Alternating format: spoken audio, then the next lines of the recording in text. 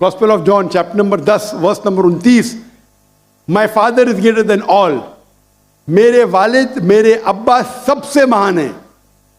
Gospel of Matthew, chapter number 12, verse number 28. I cast out devil with the Spirit of God. मैं शैतानों को भगाता हूं अल्लाह की मदद से. Gospel of Luke, chapter number 11, verse number 20. I with the finger of God cast out devil. मैं अल्लाह की मदद से शैतानों को भगाता हूं. Gospel of John, chapter number 5, verse number 30. Gospel of John, chapter number 5, आयत नंबर 30. मुझे आदत है अंग्रेजी में बोलने की. I can of my own self do nothing. As I hear, I judge, and my judgment is just. For I seek not my will, but the will of my Father. ईसा अलैहिस्सलाम कहते हैं बाइबल में, मैं मेरे अपने आप से कुछ नहीं कर सकता हूं. I of my own can do nothing. As I hear, I judge. जैसे मैं सुनता हूं, मैं जजमेंट देता हूं.